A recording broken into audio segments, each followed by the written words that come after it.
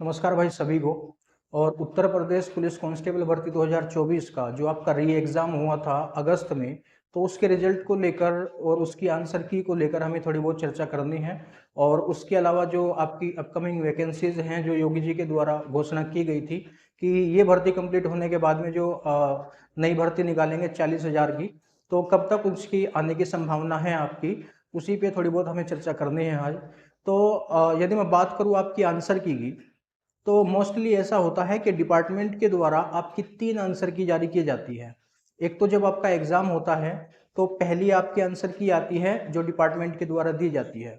उसके बाद में बच्चे उस आंसर की पर जिन क्वेश्चनों पर उनको डाउट होता है उन पर अपनी आपत्ति दर्ज कराते हैं, ऑब्जेक्शन उठाते हैं। उसके बाद में फिर डिपार्टमेंट के द्वारा एक रिवाइज्ड आंसर की जारी की जाती है। फिर तीसरी आंसर की जिसको हम बोलते हैं फाइनल आंसर की डिपार्टमेंट के द्वारा जारी की जाती है। तो कुल मिलाकर आपकी 3 आंसर की जारी की जाती है।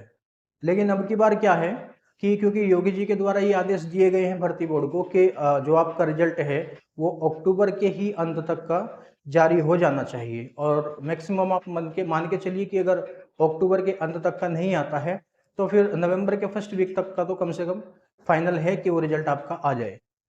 लेकिन आधा महीना अक्टूबर का आपका गुजर चुका और ये आपके जो 10 से 15 दिन बचे हैं, इसी में डिपार्टमेंट को अपना रिजल्ट भी जारी करना है आपका।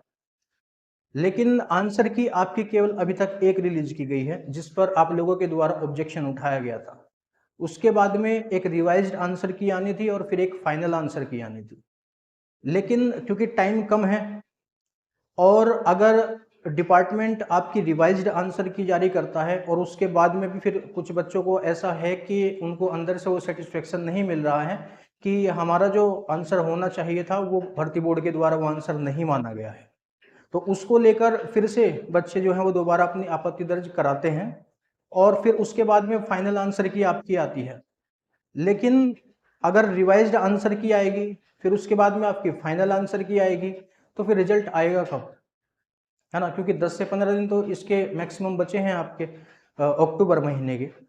तो मुझे ऐसा लगता है कि कहीं ना कहीं डिपार्टमेंट ऐसा कर सकता है कि आपकी जो फाइनल आंसर की है डायरेक्ट वही जारी कर दे, या रिवाइज्ड ही आंसर की को फाइनल आंसर की आपकी मान ले।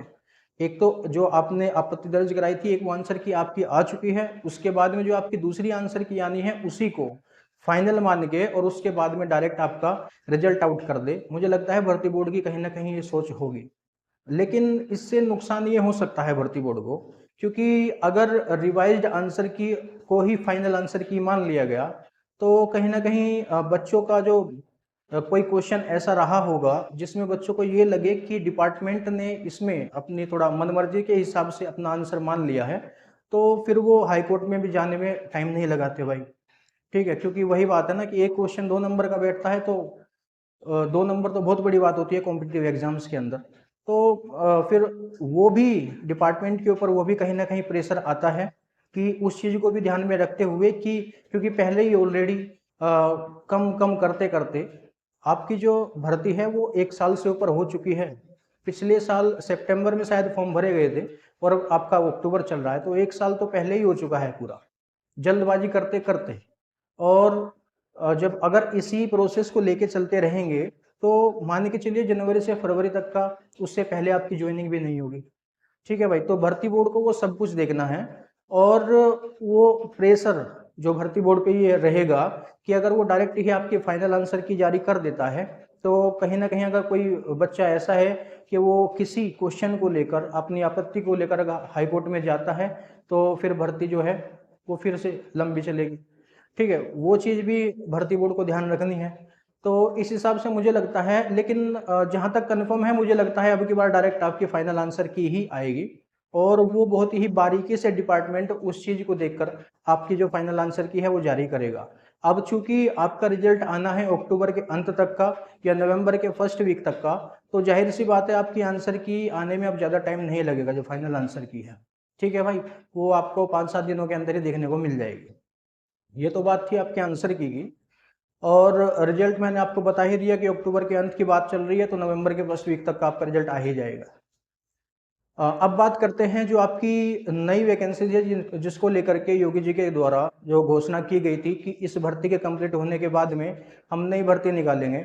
तो ये जो आपकी भर्ती चल रही है अभी 60,244 पदों की जो अभी आपकी करंट में जो आपकी भर्ती चल रही है, तो इसका जो मैक्सिमम चांस है वो ये है कि आपकी जनवरी से फरवरी तक का आपकी ज्वाइनिंग करा दी जाए। फरवरी भी नहीं, डिपार्टमेंट के मन में कहीं ना कहीं ये होगा कि अगले साल जो है आपका वो कुंभ मेला भी शुरू हो रहा है प्रयागराज के अंदर, तो वहाँ भी कहीं ना कहीं कांस्टेबल की जो कमी है उसको पूरी करने के लिए जल्दी से जल्दी इस भर्ती को कंप्लीट करा दिया जाए।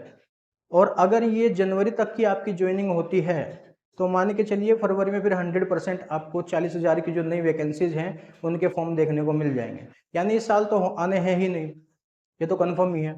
तो फरवरी में आप मान के चलिए कि आपको नोटिफिकेशन देखने को मिल जाएगा 40,000 की जो नई भर्ती है उनका। ठीक है भाई। अब बात करनी है कि जो आपकी फीमेल कट ऑफ है उसमें एक ही कट ऑफ आपकी लगेगी या फिर आपकी जो पहले जो आपकी दो भर्ती आई थी, एक 41,000 की आई थी और एक 49,000 की आई थी।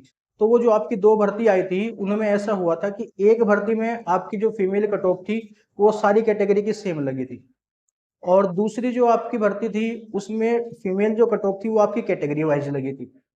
तो अगर अभी भी आप अब की बार क्योंकि वैकेंसीज है ज़्यादा, 12,000 फीमेल कैटेगरी की रिजर्व है आपकी वैकेंसी 60,000 पदों में से, तो 12,000 कम नहीं होते हैं।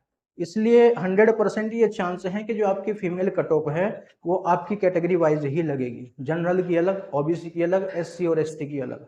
हालांकि जो पहली भर्ती थी उसमें फीमेल कट ऑफ का थोड़ा कुछ अलग ही देखने को मिला था।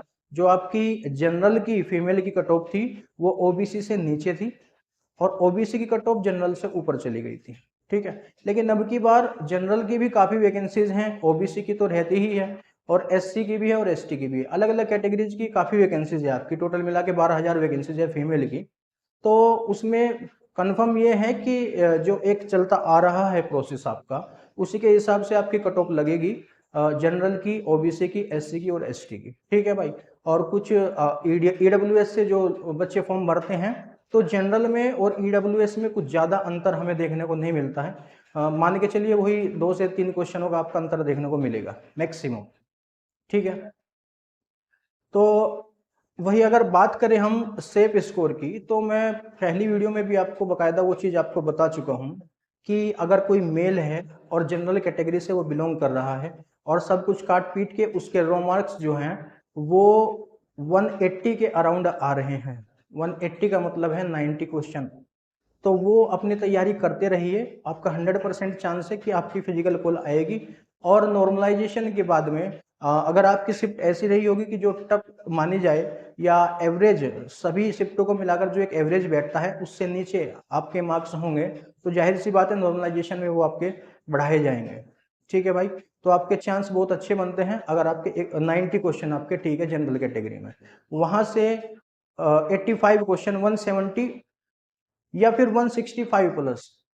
ठीक है, मैं अभी बोल रहा हूं 165 प्लस, 82 83 क्वेश्चन मैं बात कर रहा हूं ओबीसी की, जिसके है वो अपनी तैयारी करते रहिए। हालांकि जिसके 80 भी है वो भी अपनी तैयारी करते रहिए, क्योंकि हर बच्चा फिजिकल के लिए आगे नहीं बढ़ रहा है। ठीक है भाई। तो इसके भी पूरे चांस हैं कि आपकी जो कट ऑफ है वो सेकंड भी लग सकती है फिजिकल की, वो पहले भी लगती आई है और हो सकता है अभी भी लग जाए, क्योंकि 1,80,000 बच्चे आपके जाने हैं फिजिकल के लिए और इतनी हर कोई तैयारी कर नहीं रहा है, जिसमें से 1,44,000 आपके मेल कैंडिडेट हैं और 36,000 के लगभग आपकी फीमेल कैंडिडेट हैं।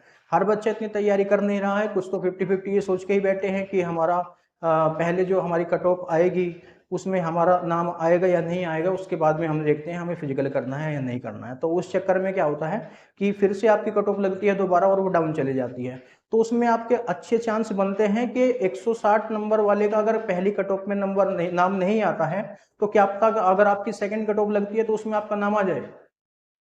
अगर हम 90% अपने दिमाग में नेगेटिविटी ये सोचकर चल रहे हैं कि 160 है हमारे तो नंबर आएगा ही नहीं, तो 10% वो पॉजिटिव बातें भी सोच लीजिए कि अगर आ गया तो फिर क्या होगा, है ना। और थोड़ी बहुत फिजिकल एक्टिविटीज है वो करते ही रहना चाहिए, उसमें कोई बड़ी बात होती नहीं है। ठीक है भाई। एससी वाले जो आपके हैं वो 150 आपका मान के चलना, 150 जिसके हैं उससे ऊपर ऊपर वो अपनी तैयारी में लगा रहे।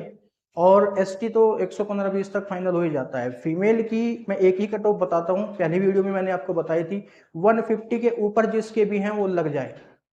एससी में 140 भी है, 135 भी है तो भी लग जाए। लेकिन जनरल ओबीसी की मैं बात कर रहा हूँ, 150 से ऊपर जिसके जिसके भी हैं वो अपनी फिजिकल एक्टिविटीज करती रहिए। आपके पूरे चांस हैं कि आपको फिजिकल पोल आएगी, क्योंकि नॉर्मलाइजेशन का पूरा भी आपका जो खेल है वो बाकी है। ठीक है भाई। तो आज ये 3-4 पॉइंट थे जिसपे मुझे बात करनी थी आपसे, और अब मिलते हैं अगली वीडियो में, तब तक के लिए नमस्कार।